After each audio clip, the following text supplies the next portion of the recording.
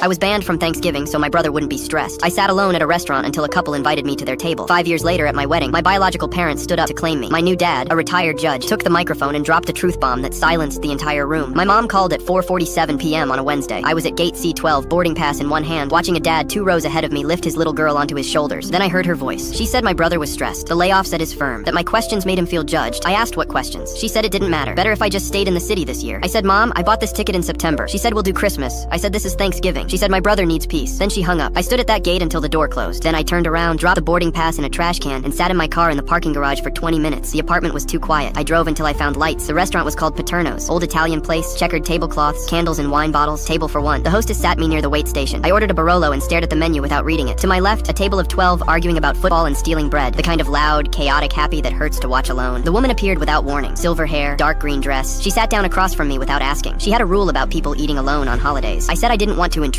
She said the only intrusion was me sitting back here when there was a perfectly good chair at their table. Her husband stood up and waved. Their daughter was beside him pretending she hadn't been watching the whole thing. I moved tables. I don't know how to explain that night except to say those people treated me like I'd been sitting there for years. He talked about property law and brisket. She kept adding food to my plate. Their daughter argued with her dad about everything and was right about most of it. When I left, she gave me their number and said Sunday dinners were open. I showed up the following Sunday, and the one after that, she started texting me Tuesdays for no reason. Then there was no reason to pretend we weren't heading somewhere. I asked her father if I could marry her 8 months in. He said he'd been waiting since February. I proposed on a Thursday in her kitchen. She said yes before I finished the sentence. My parents found out from my aunt, who I invited because she was the only decent one left. The invitation listed her parents as parents of the groom. My mom called 17 times. My brother texted that I was humiliating the family. I put all 3 on the venue's do not admit list. What I didn't account for was my brother talking his way past a side entrance. By the time security caught up, they were already inside, so I had them seated near the kitchen and moved on. The ceremony was perfect. My wife walked in on her father's arm and I had to look at the ground for a second so I didn't completely fall apart. We wrote our own vows. I kept mine short. I told her she was the best thing that ever happened to me and that I'd spent a long time thinking I was the kind of person good things didn't happen to. The reception started. Dinner was served. We were halfway through the first round of toasts when my mom stood up. No microphone. She didn't need one. She said she wanted to say a few words about her son on his wedding day. Said she was the one who raised me, who sacrificed for me, who made me who I was. Performing for the room while looking straight at the head table. People smiled politely. Most looked at me. I didn't move. Her father stood up. 32 years as a family court judge gives you a way of filling a room without raising your voice. He picked up the microphone and waited until it was completely silent. I've spent 3 decades on the bench watching families come apart. The thing that breaks more children than anything else isn't poverty or addiction. It's parents who treat one child's comfort as worth more than another child's existence. He paused. 4 months ago, my wife and I finalized an adoption. The man at that table is our son, legally, permanently. He has been ours emotionally since the night he sat alone in a restaurant on Thanksgiving because his family decided he was less important than his brother's stress. He looked directly at my mom. You didn't lose him tonight. You lost him the moment you told him not to come home. We just made it official. My mom sat down. My brother stared at his plate. My dad stood up quietly, straightened his jacket, and walked to the exit. He paused once and looked back at me. Then he left. Her father raised his glass in my direction. I raised mine back. My wife squeezed my hand under the table. The band started playing. The rest of the night was ours.